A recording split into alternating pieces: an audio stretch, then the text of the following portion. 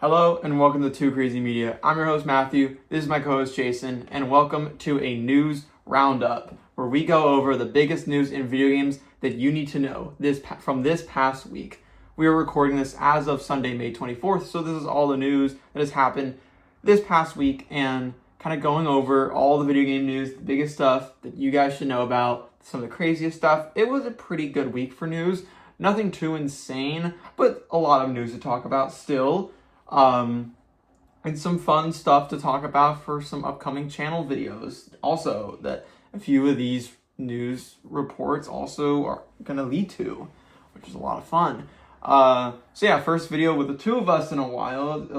For the last month or two, it's just been me. So it's nice to finally have a co-host again. But how about we just jump straight into it? Alrighty, so getting straight into it. Our first news story of the day, and that is GTA 6 is still confirmed for November 19th. This is coming from Jordan Midler over at VGC. Take-Two boss reaffirms that GTA 6 is planned for November. Take-Two CEO Strauss Zelnick has reaffirmed that Grand Theft Auto 6 is planned for this November and that marketing will begin this summer. Grand Theft Auto 6 is arguably the most anticipated video game release ever, and as such, a potential further delay of the game has been the subject of much speculation from fans. When GTA 6 was first revealed, the game's initial trailer finished by slating the game for 2025. The game was later delayed to May 2026. In November 2025, the game was then delayed until November 2026. Now, Take-Two CEO Strauss Zelnick has said that the game is still planned for November 19th, and that marketing for the game, including pre-orders, is planned for this summer. When asked about console price issues, which have seen both PlayStation 5 and Xbox Series consoles increase beyond their launch prices, Zelnick described the situation as not great news, but remains confident in GTA 6's ability to sell. Quote, "If we do our job and deliver great properties, which in the past year we were able to do across the board thanks to the work of my colleagues, then the consumer happily shows up," he said to Bloomberg. "There's nothing that's going on in the market that gives me particular cause for concern." So this is news that isn't shocking for me, at least. I feel like, I talked in the last news video on last Sunday that there were the rumors that we were going to get a pre-order on Monday and a new trailer this past Monday this week. Obviously, that did not happen, sadly. But we still, we knew that we were going to get this Take-Two earnings call on Thursday. That's why people thought we were going to get something like a pre-order of trailers that last week. But instead, it was just the earnings call on Thursday, and we were either going to get a delay or a reconfirmation that it's still coming in November. And I was like, just because we haven't got a trailer in a year doesn't mean we're getting a delay. Earlier this year, Strauss Zelnick literally said that marketing was beginning this summer. It is not summer yet, technically. So I don't know why everyone, and even myself, I don't know why I was getting so put on the hype train of GTA trailer soon when it's like, they had literally told us to our face multiple times throughout the year that we're not getting a trailer or anything until summer. So that's kind of all of our fault, I guess. But it's nice to kind of just get the reconfirmation that it is coming in November. I had no doubts that it was going to be delayed. I feel like with them talking about marketing beginning and their goals for marketing the last month or two, that means it's going to be coming out. That means if they're working on marketing, it's not going to get delayed again. So this is just exciting to hear that it is coming out in November. Any thoughts? Well, I didn't really think it was going to get delayed either. Yeah, no. And obviously I'm very happy that it's not. But, I mean, there was convincing evidence that things would happen in terms of pre-orders and a trailer. Oh my god, such convincing evidence. But, it obviously ended up not happening, which is sad. But I think we will get something actually soon.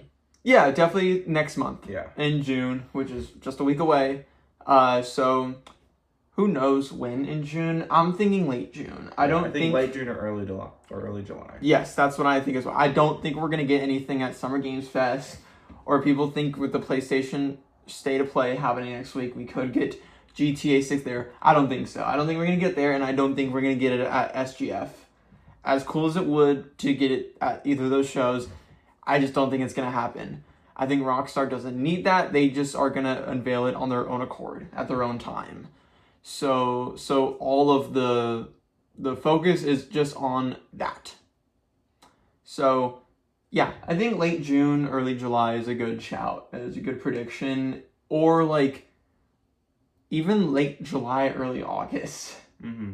Like who knows? But I think we'll be seeing more GTA there, and I'm just looking forward to it later. And when it does come out in November, it's gonna be pretty wild. Yeah. I definitely I'm excited for like the 2 months leading up to GTA and all the marketing and all the trailers and just the hype going to it and the pre-orders and the gameplay trailers and the online trailers and all that stuff and people previewing the game early and all that stuff happening. It's gonna happen the month leading up to it. And just how exciting that's going to be, and then the week leading up to it, and the day it comes out, and just how many people are going to be playing it is just going to be such a cool experience. But it's going to be very cool. Super excited for it. Cannot wait. Definitely. With already how great of a year we've had for video games so far in just these past few months, and how amazing all the games have been, I'm excited for, it's crazy that we're still getting GTA 6 later this year. It's pretty wild. It's already, I'd argue, one of the best years for gaming yet. And we haven't even gotten GTA yet. So, pretty cool. And just nice to get a reconfirmation. Anything else on that?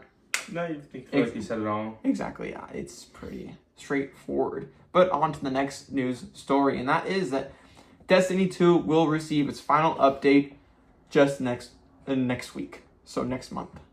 So, Destiny 2, and this is, I'm reading straight from Bungie's Bungie's article they put out.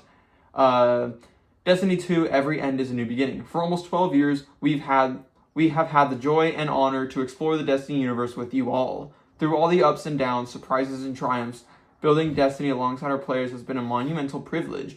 While our love for Destiny 2 has not changed, it has become clear that after the final shape, we have reached the time for our shared worlds and Destiny to live beyond Destiny 2.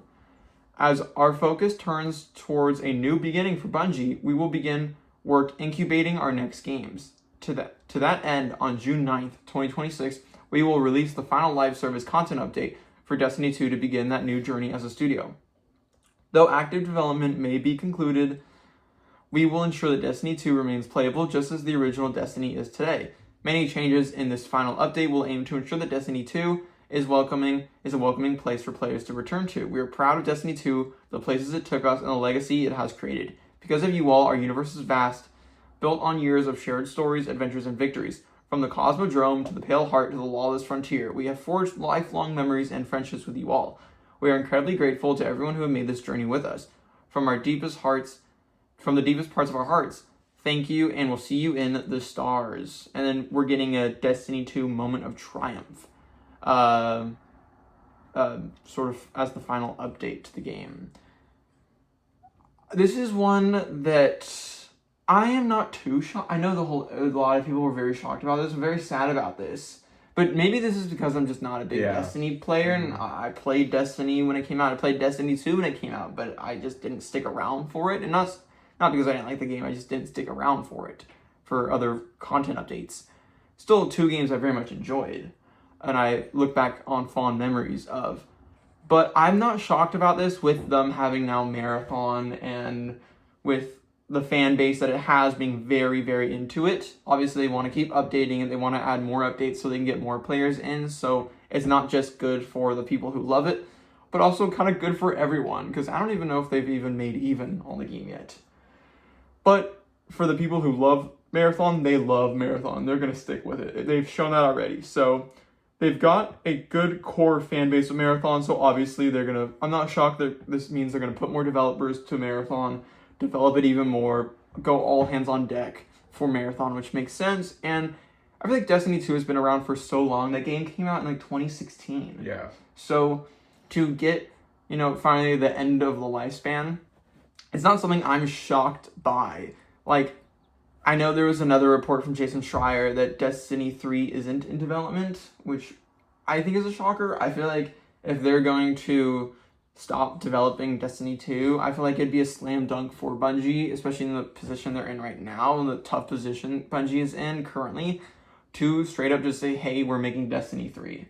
Get excited, because that would get many people very excited if they just said, hey, we're working on Destiny 3, it's going to be a while till it comes out, but we're working on it, that's going to be our next game. that would be great for them. And I think that's what Bungie should be doing. Who knows if that'll be their next game, if they're going to focus on Marathon and that's it for the next few years, if they're going to create a new IP. A lot of this sounds like they're just ending Destiny as it is. The tone of this sort of article from Bungie themselves, it really sounds kind of like we're saying bye to Destiny as an IP. Maybe that they're not. Maybe it's just strange wording from them. But that's what it seems like to me. I think it'd be a slam dunk to drop just the confirmation we're doing Destiny 3. I feel like it's a no-brainer. But who knows really what it's going to be. What do you think? Well, I mean, I'm not someone who plays Destiny. I don't remember the last time I played it, but like I feel like this game has just been getting updates for so long now, and to me, it doesn't feel that surprising that it's over. Yeah. I don't know. Like, I get why people are, like, shocked by this, but at the same time, it's like, this has been going on many for over live 10 years. service games end their course. Yeah. It's a normal thing. Before 10 years. Like, it's crazy. Yeah, it's a normal thing. But I do think that it's a little weird why they're not doing Destiny 3. I feel like that just is, like, a guaranteed slam dunk of the a game. report wasn't they're not, like, doing Destiny 3. They're not currently working on it. They're currently testing a bunch of different ideas. I think most likely it's probably an original game. You think so? Inspired by Destiny? Like, or similar to Destiny, but not Destiny. But I honestly think that it would have been just smarter to do Destiny 3, because that's, like, guaranteed a hit, for sure. But, I mean, I'm sure... There were reports that come out, and this hasn't happened yet, so we don't know if it's fully true or not, but there were reports that there could be layoffs at Bungie because of this, which would then not be great. Yeah. Because then... if there are layoffs, and they probably don't have enough developers to work on a brand new full-size Destiny 3. It would then, if they did do something Destiny after a layoff, it would be a smaller spin-off, like you said, which would kind of suck, and I think the fans would be a little disappointed about. So hopefully those layoffs don't happen. I am too. I'm just like, it would be such a smart idea to just say, hey, we're making Destiny 3. Mm-hmm. Like... Bungie's in a not great place right now with obviously being bought by Sony and just not really doing well. Destiny 2 does well for them, but Marathon released to a lot of love and good reviews, that's for sure, but still hasn't made its money back even. So I guess we'll see. Mm-hmm. So I don't know. Who knows? I am worried for Bungie, which sucks to say. For studio, I guess, I know we were saying that before the release of Marathon, like, this is a make or break moment for Bungie, and while Marathon did review well, it hasn't done good enough yet to be like, Bungie's safe. And that's just the scary place the industry is in, where a studio could release any game that's not great, no matter how good their track record is, and be shut down. So I hope Bungie stays alive, and I hope whatever their next game is, whether it should be Destiny 3 or something else, it does well for them. Mm-hmm. And they can turn also Marathon into something really good as well. Yeah. Hopefully Bungie's going to be fine, though. Mm-hmm. We'll see.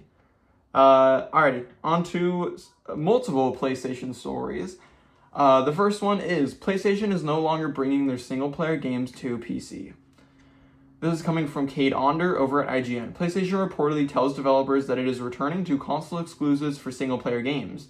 PlayStation seems to be waving the white flag on its PC strategy, at least when it comes to single-player games. Earlier this year, Bloomberg reported that PlayStation was backing down from releasing future first-party titles on PC.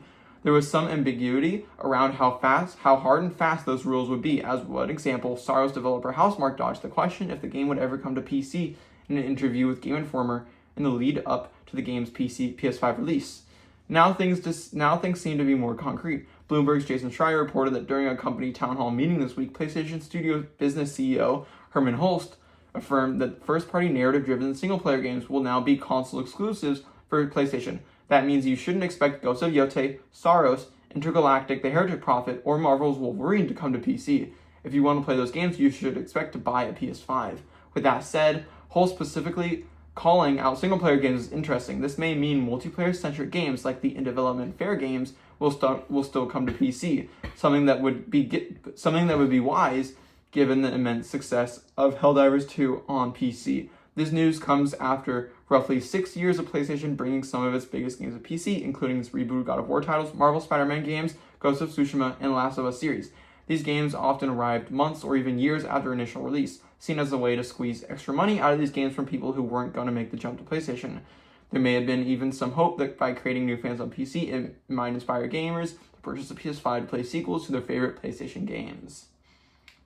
So yeah, this is one that news reported earlier this year, but now it's all but confirmed that no longer is Sony's first-party single-player games coming to PC, which is definitely interesting to talk about in the same way as Xbox has been doing with first-party games and putting them on other consoles, and them maybe turning back from that possibly, but not yet. But Sony is definitely saying we're going away from that. Still, multiplayer games like Fair Games and others, whatever multiplayer, that one weird game that they've got going on from the Left 4 Dead developers, that 4-Loop, that has never shown well. Yeah, I'm sure we'll see more of it next week, but just never looks good. I'm sure that will come to PC, and that Horizon Hunters Gathering, that'll come to PC. Even though I think that game's gonna fail really hard.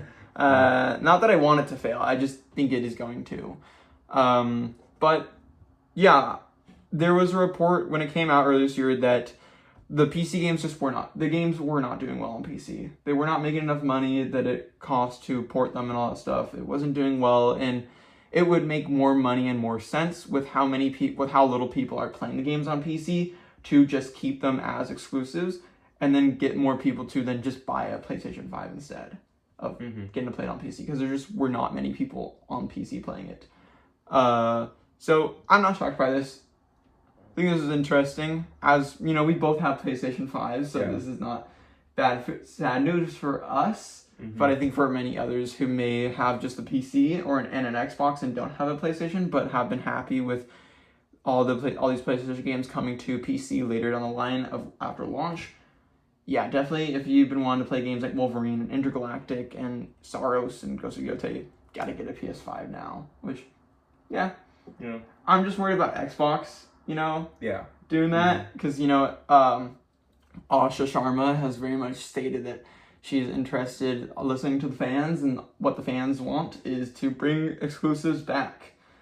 And, I think some fan complaints are a little not meant to. I think that it's fine if Xbox has some if they do the same thing where single player games. Yeah. Games like Gears E-Day, Fable are Xbox exclusive. That would make sense because those are single player games. But I think a game like Forza should be on both consoles. That's a live service game. That's a game that's going to be updated for a long time. And I mean, just how much. But also the thing with Xbox is, while the PlayStation games didn't do well on PC, the Xbox games do very well on PC. I'm talking Forza 5 was one of the best selling games on PS5 last year, which is insane to talk about that a Forza game was the best selling game on PS5 last year, or one of the best selling games. Indiana Jones sold extremely well on PS5. Just Doom the Dark Ages, just all these games. Even Starfield, when it came to PS5 2 months ago, did extremely well, was on the top of the sales charts for that month on PlayStation. So I don't know what it is with PlayStation games not doing well, but Xbox games do extremely well on PlayStation. So, and PlayStation isn't releasing their games on Xbox. Xbox is putting games on PS5, but it's still the same thing of they're releasing it on different consoles that aren't their own, and it's doing extremely well for them. So I don't think games like Forza will not come to other consoles. I think Forza will still be coming to PS5. That I predict, because the game already has made so much. So, and with how much FH5 made, obviously they know FH6 is going to make a ton on PlayStation. It'll just be interesting to see with games like Fable and Gears E-Day. We know that Halo is coming to PlayStation, which is interesting. But future games, we'll have to wait and see. Anything else you want to comment on about PlayStation no longer putting games on PC? Honestly, I can't really say much about this. I have both a PlayStation and an Xbox, and I don't have a PC, so I can't really relate to this. Exactly. I just think it's very interesting that for a few years it seemed like there was just a shift to there are no more games exclusive to one console, and then we're kind of seeing the regression of that, and games just coming back to just exclusive to that console. Yeah. So it's a little interesting. Alrighty, on to another PlayStation story, and this is a big one, and that is there's a new State of Play coming next week on June 2nd. I'm reading straight from the PlayStation blog. State of Play returns Tuesday, June 2nd. A new look at Marvel's Wolverine kicks off over 60 minutes of news and announcements for games coming to PS5. State of Play returns Tuesday, June 2nd, with more than 60 minutes of updates, announcements, and gameplay reveals from top studios around the world. To kick things off, you'll get a closer look at Marvel's Wolverine. Insomniac Games will share more from its upcoming third-person action-adventure game, showing off Logan's brutal and relentless combat along with some new details. This all-new take on the comic book legend launches on PS5 September 15th. Watch the State of Play broadcast live Tuesday, June 2nd at 2 p.m. Pacific Time, 5 p.m. Eastern Time, and 11 p.m. CEST. June 3rd at 6 a.m. JST on YouTube and Twitch. The broadcast will be in English with Japanese subtitles also available. We hope to see you then. And there's also going to be special Alamo Drafthouse State of Play viewings, and this is important to talk about. So we're excited to be partnering with our friends at Alamo Drafthouse in the United States to host special live watch party viewings of the State of Play stream on June 2nd. Tickets will be free but limited, so head over to this Alamo Drafthouse website to learn how to grab a ticket for one of the locations below. You'll be able to claim yours starting today when this blog post came out at 6 a.m. in Raleigh, Los Angeles, San Francisco Bay Area, Chicago, Dallas, Fort Worth, and New York City. So we're going to have a full video coming on the channel soon of our predictions. So we're not going to talk too much about this in today's video since we want to save most of our predictions for what's going to be there for that video. I think it's going to be honestly next Sunday. At the end of this video, I'll go over the plan for this week's schedule of videos. But I think next Sunday, instead of a news roundup, we're going to be doing a predictions video instead.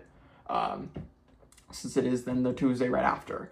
And we have some other plans for this week's videos instead already laid out. So, but to talk about it quick, at least what we know, Wolverine. Mm-hmm. It's coming. We're going to get a new look at gameplay. We haven't seen full unedited gameplay of it yet. We got the trailer a little while ago that gave us the release date. Well, it didn't give us the release date, but we got the release date shortly after. And we got a new look at all that stuff and just a really deep dive into seeing the game in engine for the first time. But we haven't seen full unedited gameplay yet, if you disregard the leaks, obviously. Mm-hmm. So I'm really looking forward to seeing that. That's what's gonna start the show. So I wouldn't be shocked if it's a 6 to 8 minute long thing for Wolverine at the start, where we see gameplay of like the brutal and relentless combat, maybe some story surprises, maybe some other reveals, and then also when you can start pre-ordering. Who knows if it's gonna be on that day of Tuesday or they'll say pre-orders begin next week. But yeah, so super, super excited to see Wolverine. That's a game that both of us have talked about getting and playing. Mm-hmm. Cannot wait for it. Very excited. You just played all the Insomniac Spider-Man games, and so I'm sure you're even more excited for Wolverine than I am. I can't wait for it. So that'll be interesting. That'll start out. But the big thing we want to talk about in this video, instead of predicting what games, because that'll be next Sunday's video, instead, we kind of want to go over how big is this State of Play gonna be. This could be a pretty big one. Obviously, from the past, everyone considered the State of Plays to be the smaller ones and the PlayStation Showcases to be the big ones. But we've kind of realized in the past few years that PlayStation has just got rid of PlayStation Showcase. They've got rid of it. They don't use that term anymore. And usually it's just State of Play. So State of Plays can be small ones, or State of Plays can be on the level of a PlayStation Showcase. They just now call it a State of Play, which makes sense. Just keeping it to one name. It's not like this is a showcase and then this is a State of Play. You're just sticking with the State of Play name for everything. But people really think this one's going to be big for a few reasons. Reason number one, it's over 60 minutes. Mm-hmm. If you look on the Alamo Drafthouse website, it says it's 90 minutes long, which would be insane. Damn. Yeah, so it could be 90 minutes long. That would be wild. Usually they're anywhere between 30 minutes to sometimes they've reached 60 minutes, but never really gone over. The last one that happened in February that was really good. That was like the best one we've gotten in a while with like the John Wick game and the God of War trilogy remake and announcement. I think they had some Resident Evil Requiem trailers in there too. That was because that was before it came out. That was a great one. That was probably the best one we've gotten. Yeah, that was really good. It was a really good one. So I'm hoping, but people think this one's going to be even better. Obviously, it's going to be 90 minutes, so even longer than that one. It's during E3 time. It's during Key 3, Jeff Keighley's sort of new E3 version. This is when all the big announcements happen in the first week of June. We're getting Summer Games Fest at the end of the week. So at the beginning of the week, start big with a big state of play, have some crazy games, and 60 minutes long. And this is the first time since like 2018 or 19 that they've done one of these in theaters. Sony has not done a state of play or showcase in theaters in years. So to have it in theaters for audiences to see obviously has to mean that some stuff is going to be huge. It's going to be massive. Why else would they say, hey, come to the theater if it's not just going to be some random farming game and some random anime game and some random Souls-like game that no one really knows. Yeah, but my worry, honestly, is that either they spend half the showcase talking about Wolverine. I don't think so. Or they're just doing a theater for just doing it and nothing actually will happen. Or there's a chance that they think Wolverine's this big for them to warrant a theater. No, I don't think so. Even though I don't think it is big enough. I think they understand if they're gonna put in theaters, people are obviously. I mean, I feel like there's only really one game or like only a few games you could say that are worthy of putting a stream like this in a theater. For example, GTA 6. I don't think it's happening, but I think that there's a chance. No. I don't want to say I think it's gonna happen because I don't think. We'll save it for the predictions video on Sunday. I think that next Sunday. But I'm a little worried that it just. People are setting their expectations too high. Yeah, but they're kind of doing that. That's kind of what they're doing. That is what Sony's doing. People are going to set their expectations. There have been people that have knowledge of the inside workings of Sony and PlayStation and have said this is one that you want to watch. Yeah, that's like so something's going to happen. People are saying like there have been multiple YouTubers and people in the media like Paris Lilly, if you don't know, who makes videos that KindaFunny.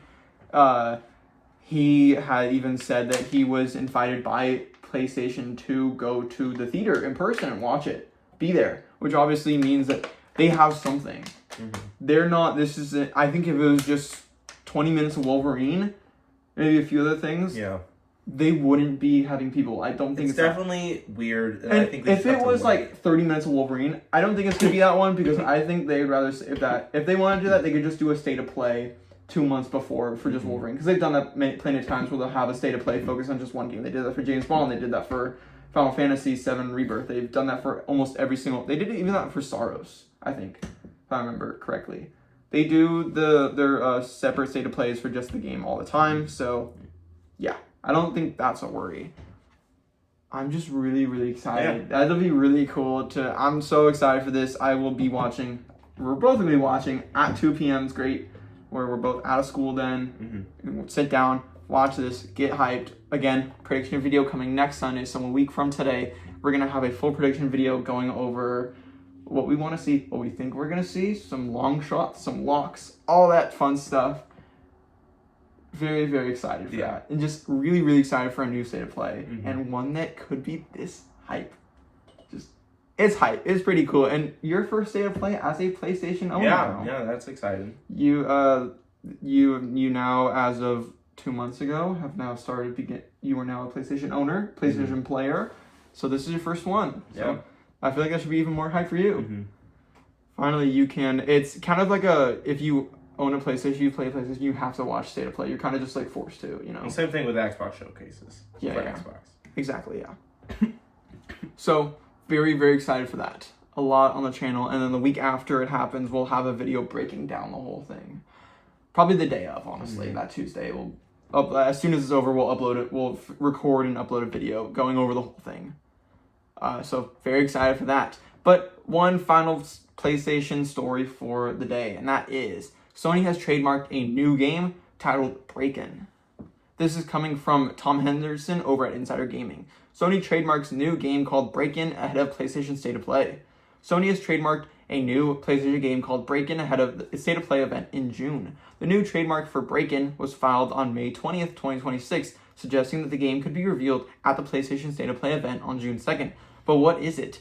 As expected, speculation is already running rampant online, but we think it's probably Haven Studios' Fair Games, which almost certainly wants a rebrand following its disastrous reveal trailer. Insider Gaming has also covered the game in April after we learned that the game is still struggling to find the fun in playtests.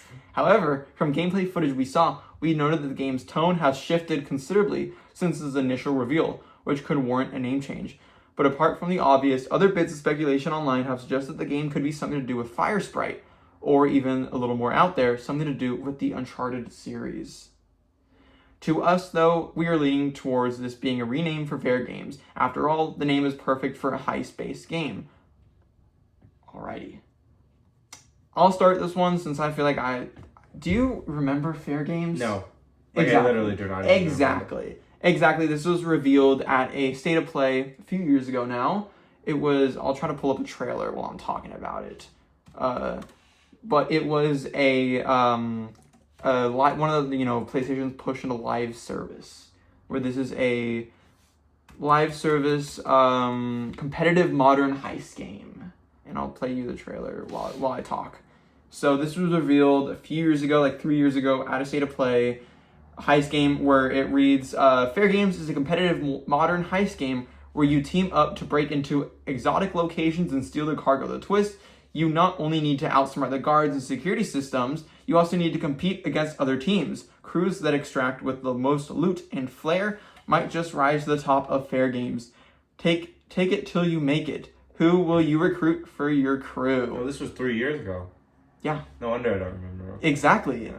It was 3 years ago. Here it was 3 years ago, and the trailer came out, and people did not like it. Obviously, this was towards the start of when people started to get really exhausted of live service games, and now it's just reached another level of people just not caring about live service games anymore. But yeah, this is one of those heist multiplayer games where it seems to kind of, I don't know if it's a extraction shooter, but it seems like a heist-based extraction shooter. It's very Payday feeling, kind of. Yeah, with like a lot of colors and stuff, but it seems like from the reports, like Insider Gaming said, they've toned down, they've changed the art style a lot. Who knows what that means, if it's going to look more realistic, if it's going to be more animated. I hope not. I hope we get something that does look cool, but also just kind of, the art style isn't the problem. It is a CG trailer. So. I know, but what they're kind of showing, the art style isn't the problem for me of the CG trailer. It's just what the game is itself. But yeah, it seems like, so the real question is do you think this is for Fair Games and they just renamed it, obviously? Probably. Because of after the disastrous... Or do you think it's something else? Do you think it could be Uncharted? Is it... No. Whatever Fire Sprite is working on? I don't know where people got this Uncharted rumor from. Well, we know the new Uncharted is in the works. Yeah, but it's not this. Okay, you don't think it's this? It's a single-player game. No, this is definitely probably Fair Games. It's been 3 years. I'm sure they've completely changed it. Oh, yeah. And the name, too. Yeah, well, I think it's honestly smart to change the name. Yeah. So after the disastrous launch, people are like, oh, Fair Games, very funny. Like, obviously a lot of us, like people like us and a lot of people watching are like, oh, that's just Fair Games, but just rebranded. But a lot of other people, like, if you didn't know about this and you saw Break-In, you would think it's a totally new game. Yeah. So that's exactly why they're doing it. Yeah, it's smart. Yeah, smart. And hopefully it actually ends up looking good this time and doesn't look really bad. I know there were reports a few years ago, obviously the struggling to find the fun. It's not a good sign. But there were reports last year where the big selling part of the game was made by Jade Raymond, who's a big time developer who's been developing games in the industry for a long time. And this is their studio Haven they created that PlayStation bought. And this was like their game that everyone knew Fair Games is the Jade Raymond game. But then Jade Raymond left the studio about a year ago. Okay. Yeah. So, who really knows what's going to happen with this game? Wait. This is the guy whose last name is based on the name of the studio? No. Because that would No. Jade Raymond is not... Okay. Jade Raymond, she did not, like, the studio is not, like...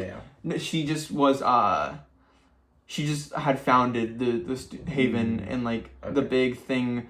like the big selling point of the game for a lot of people was this is from Jade Raymond. Yeah.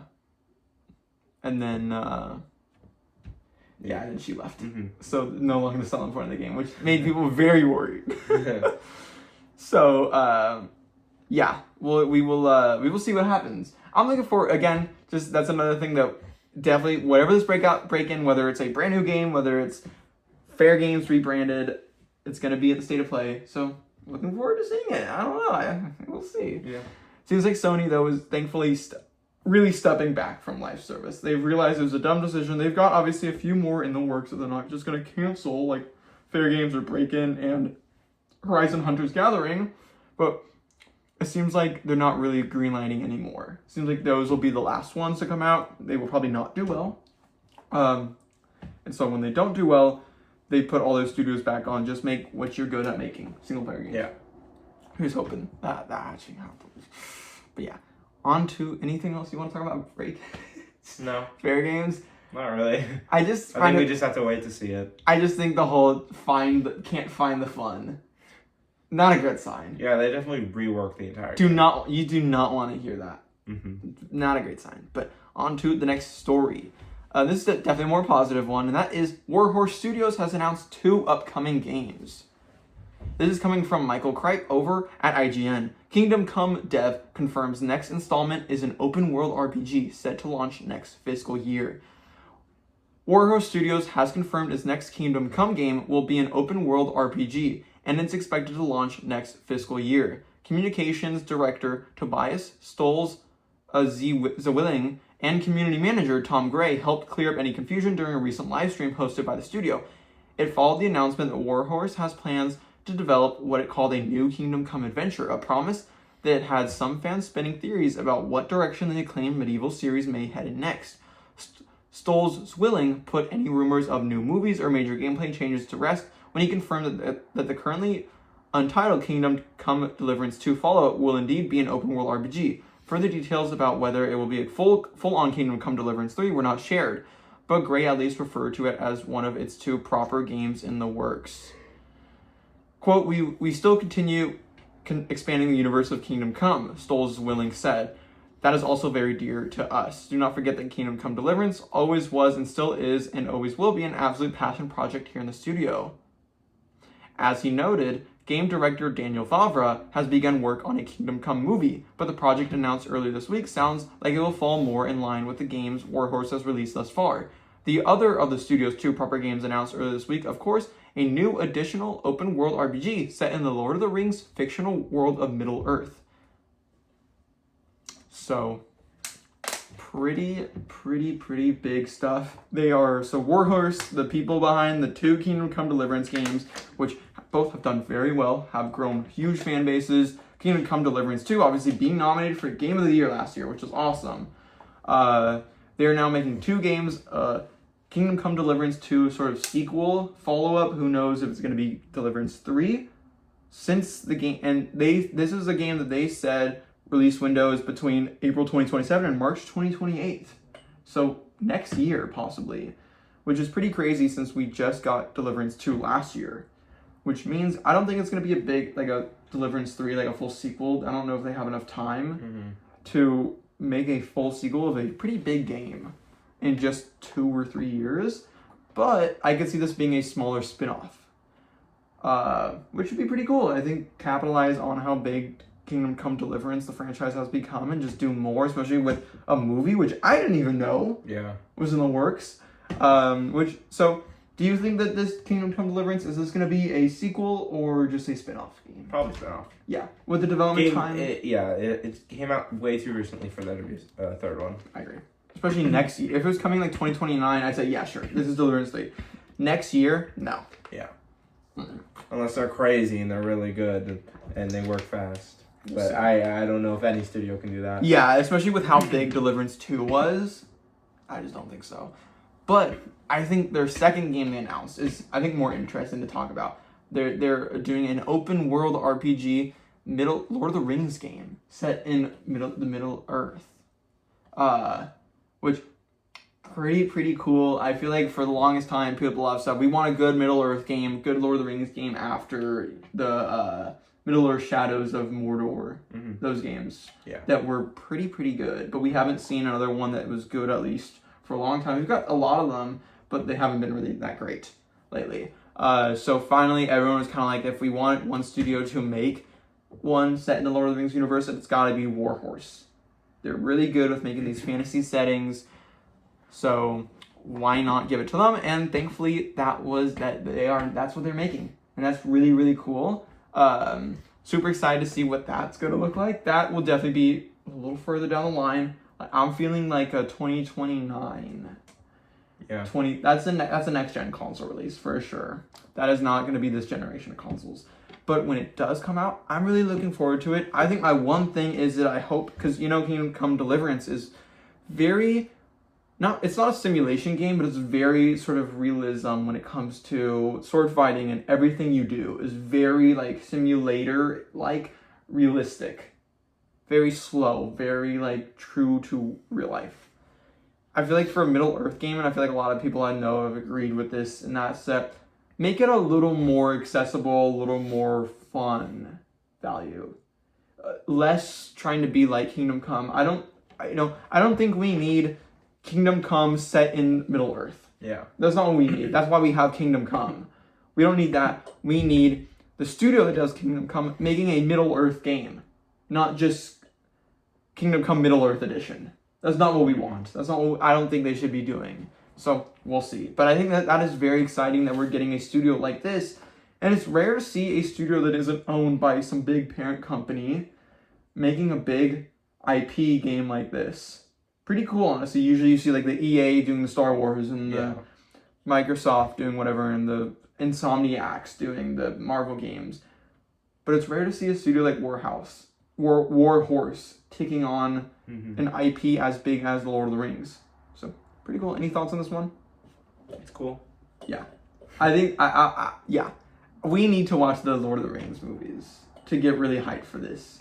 Because right now... I don't think they're for me, but, they're obviously iconic. I need to watch them. I definitely need to give them a watch. I feel like KindaFunny has been watching them all recently and talking about them. I need to also give them a watch soon. But pretty cool, honestly. And just good for them. Again, Kingdom Come Deliverance spin-off coming next year could be pretty crazy. We'll have to wait and see when that will be revealed. That seems like a Game Awards reveal to me. Where Jeff Keighley comes on stage and is like, I've got a new game from a studio that had a Game Awards nominee last year, one of the best studios working right now, and then boom, Warhorse. We're making a Kingdom Come, not Deliverance, but Kingdom Come Resurgence soon. Yeah, just random, yeah. Who knows? We'll have to wait and see for that one. But that should be pretty fun. Alrighty, on to the next news story. Going back to the whole live service talk. Quantic Dream has killed their live service game 3 months after launch. This is coming from Wesley Yenpool over at IGN. Detroit Become Human dev Quantic Dream kills live service game 3 months after early access launch. Insists Star Wars Eclipse continues as planned.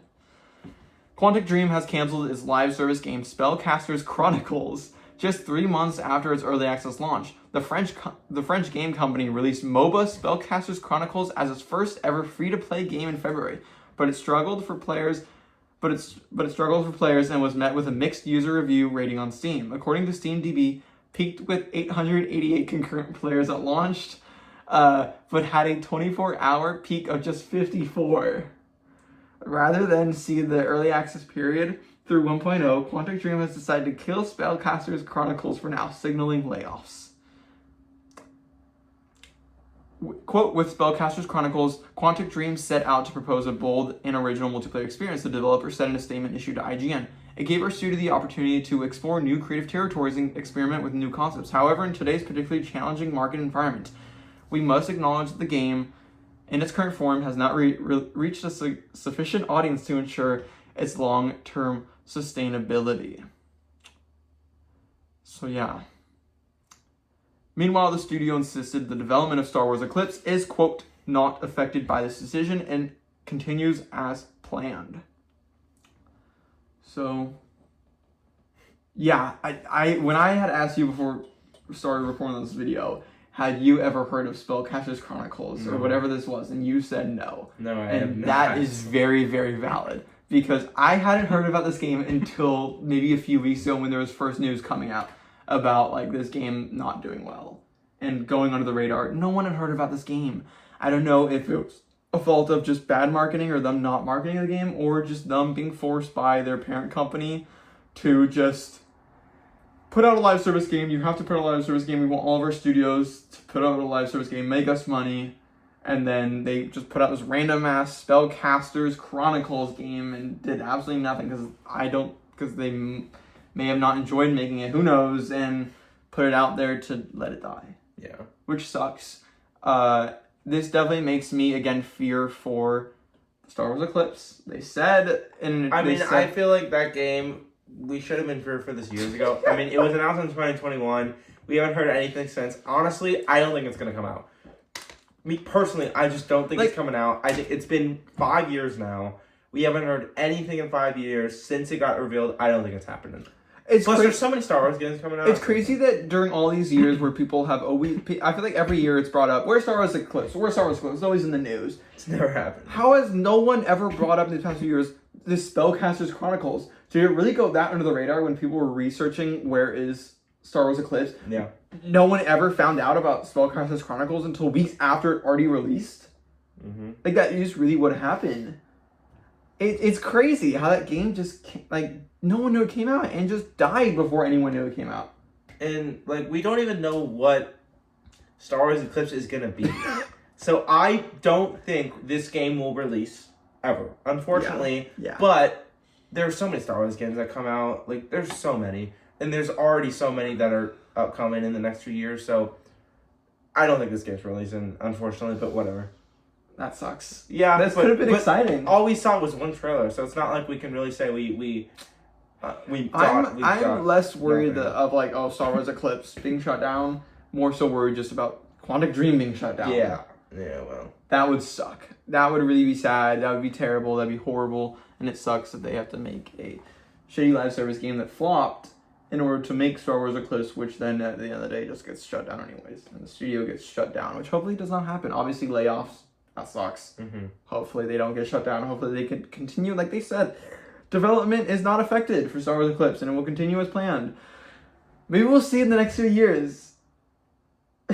Maybe that's the trailer for State of Play. That would be pretty crazy. Save it for Sunday video. That could be a pretty crazy one. All of a sudden, imagine we get a trailer at the end. That's the last reveal on Star Wars Eclipse. It's back, coming out. That is breaking. That's breaking. I don't know about that. No, because this is not a PlayStation first party game, so it would not be. But yeah, it'd be interesting to see if we do end up seeing this game, or if it really is dead. I would be more shocked if we did see this game than if we got a report in a few months or sometime in the future saying Star Wars Eclipse is no more. Yeah. So yeah, we will wait and see. It just sucks for a studio that has made such games that huge, like Heavy Rain and Detroit Become Human, two very big and well-known games. Alrighty, we got two more news stories to talk about, a little bit shorter ones. So first one, don't expect Judas anytime soon. This is coming from Taha at MP First. Judas may not arrive until 2028 or 2029 as Take-Two schedules 3 new IPs for the same period. Alongside the confirmation of GTA 6's November release and the start of Rockstar Games' marketing campaign this summer, Take-Two's latest financial report also shared some possible details about the launch window for Judas, the new project created by BioShock director Ken Levine. And it seems that Judas has been internally delayed, with the game now possibly targeting fiscal year 2028 or 2029 for release. According to information from the report, the launch plans for the game may have been moved to a much later period, which is surprising considering how long fans have already been waiting for the title. These new estimates partly match recent comments from Ken Levine himself. During an interview not long ago, the creator explained that the development team was working very hard to reach the polishing phase of the project. However, his comment also made it clear that the team is dealing with many problems that are currently slowing down progress toward finishing the game and reaching the final goal. Considering that Judas was announced 3 years ago and the BioShock Infinite, Ken Levine's last game, released in 2013, it means that by 2028, there will have been 15 years since his previous title. In the same report, Take-Two also confirmed that the company plans to release 22 titles during fiscal year 2028 and 2029, a lineup that specifically includes 3 new core IPs, although not many details about them were revealed. Yeah, this is a wild one. Again, kind of like Star Wars Eclipse, very similar story to Star Wars Eclipse, and also except we've actually seen gameplay. We have seen gameplay. We've seen multiple trailers for this. We even once got a preview for this game. Yeah, this game has been promoted a lot, but not recently. Not in the last year or so. Yeah, but I feel like this game was revealed so long ago. And it's like not as long as Star Wars Eclipse. No, but it is also just not a great sign. And it's like this game's been revealed. I don't think this is gonna be canceled. I don't either. But 2028 and 2029 is pretty crazy. That's like really crazy. That's crazy. Yeah, I don't know about that one.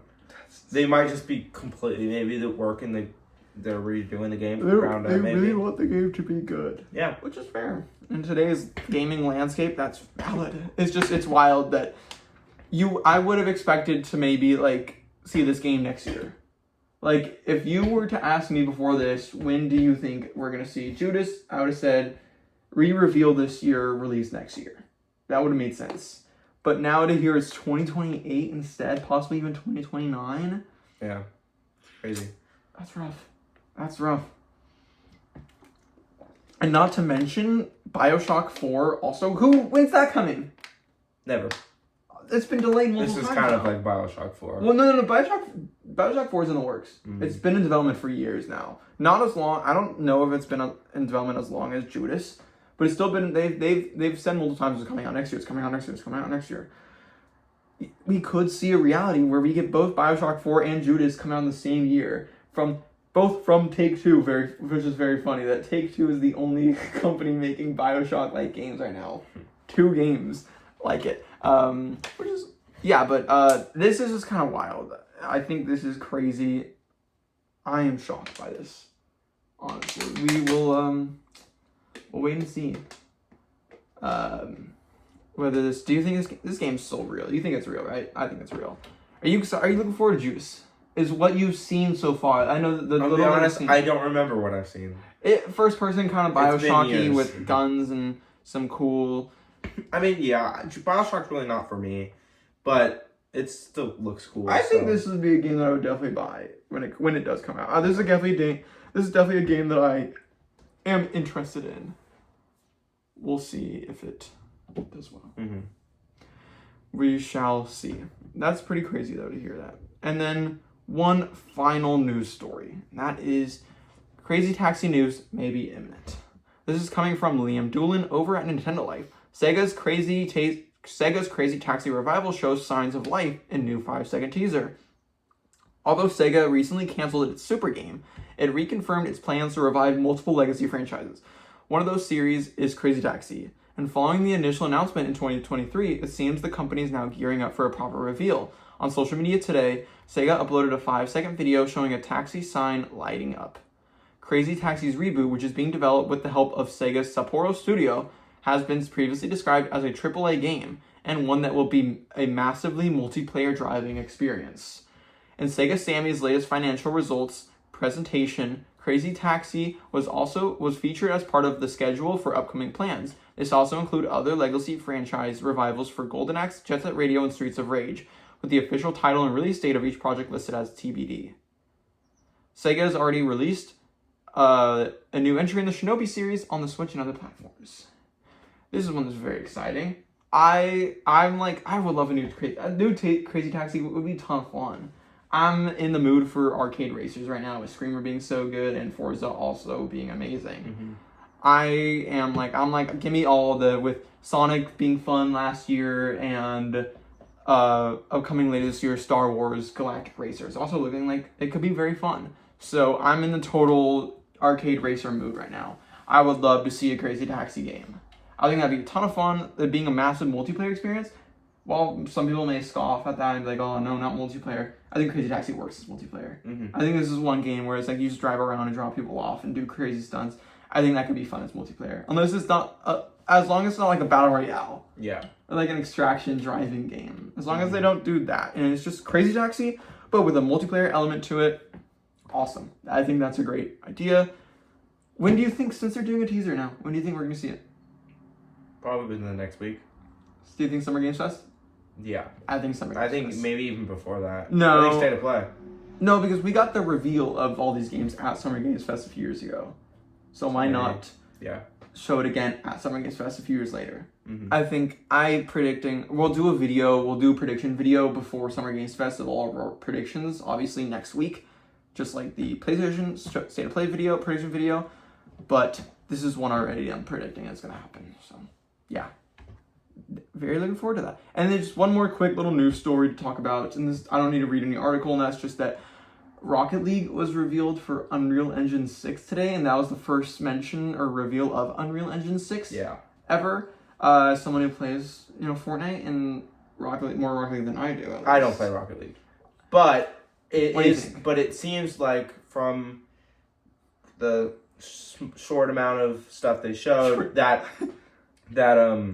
Rocket League will probably be completely built into Fortnite, which I've not seen people very happy about that. Because I may be wrong. We don't know that. Like, I might be wrong. Yeah. It just seems like it because it has a very similar lobby to Fortnite, and even the same icon that Fortnite does. So they might just build that into the game, and the Rocket League app might just be gone, or maybe it might still be there, but it's still in Fortnite. But I don't know. I think I speak for most people when I say no one's a fan of Fortnite metaverse stuff. Nobody is, but they're not going to stop. So it's whatever. I'm not a Rocket League player, but it's kind of cool that Unreal Engine 6 is being used. But Unreal Engine has its own problems. We're still on Unreal Engine 5. We're still on the beta phase of Unreal Engine 5. Unreal Engine has its glaring issues. Why are we already talking about Unreal Engine 6? That's what I don't get. Yeah, I don't actually think it is. I think they're just saying that. It did. I watched the short little teaser over it. Oh, to be fair, the game does look good. It looked fine. Personally, I think Rocket League graphics don't look great, but it is an older game, so it's fine. Who cares about the graphics in the game? Why? We're still on Unreal Engine 5. And Fortnite's on Unreal Engine 5 too. What are we doing with already Unreal Engine 6? Yeah, it's what are we doing? Weird. This is such a random reveal today. Yeah. I was like, what are we doing when I saw this morning? Mm-hmm. Very random, very interesting. Looking forward to seeing what happens next with it. Yeah. Just wanted to mention that one because I was like, I'm just flabbergasted by that this morning. Kind of just shocked, like, what? Alrighty, and to end out the video, we are going to be doing something we call the review roundup, where we're going to go over a bunch of games that either released this past week and or are yet to come out, but got reviews this past week. Go over the reviews and the scores on both OpenCritic and Metacritic, and maybe read a few reviews. Talk about if we're going to be playing it, if we are playing it, whether we're excited for it, should you check it out, all of that. So let's jump straight into the review roundup with first game, Lego Batman Legacy of the Dark Knight. So this game released just last week on May 22nd for Nintendo Switch 2, PlayStation 5, Xbox Series X and S, and PC. On OpenCritic, it is currently sitting at an 85, and on Metacritic, it is currently sitting at an 84. So pretty good. Very good scores for especially like a Lego game like that. But I don't need to read any reviews because we played the game. We both finished it. We both beat the game. We will have a full video with both spoiler-free and spoiler opinions coming this week on either Tuesday or Thursday. We will see. But to kind of quickly share some quick thoughts, it's pretty good. Yeah, I'd recommend. Mm-hmm. I'd recommend. It's pretty good. We're gonna save most of our thoughts for a video this week where we're gonna have a full review. Start with spoiler-free, just talking about thoughts of the game, rate it out of 10, and then go into spoilers, talk about some story moments, story stuff that we like, story stuff that we didn't like, and kind of just all that. Some characters we like, some characters we didn't like, all that stuff. So. But yeah, it's getting pretty good reviews and people are enjoying it. So if you are a fan of Batman or you are a fan of Lego games, definitely. Or the Arkham games. Or the Arkham games. Yes, if you're a fan of the Arkham games. If you're a fan of Arkham games or Batman, definitely get this game. Yeah, definitely. The next game that also came out this past week is Zero Parades for Dead Spies. It is currently sitting on Metacritic with a score of 83 and OpenCritic also with a score of 83. This is from developer Zaum. If you don't know, their last game was Disco Elysium, which is one of the highest rated games and also a very well-beloved game. Very beloved indie game. It was released on May 21st for just PC. Some reviews. Maddie Chilton over at PC Gamer gave it a 66 out of 100 and said, despite a beautiful world and some clever mechanical flourishes, Zero Parades doesn't commit to its espionage concept enough to be convincing. Meanwhile, on the other side of the spectrum, Alexis Ong over at Eurogamer gave it a 5 out of 5 stars, and said the second game from Disco Elysium Studio Zaum, this text-heavy, dice-driven RPG is an exquisitely constructed take on consumerism, empire nostalgia, and beyond. And then finally, one a little bit in the middle, Jack Coleman over at The Gamer gave it a 4 out of 5 stars and said, all in all, Zero Parades has that ever-elusive quality of convincing you to keep playing, to find out what happens next, to unravel the narrative, to keep experiencing Portofino. I don't know much about this game. I know you definitely don't know much about this game.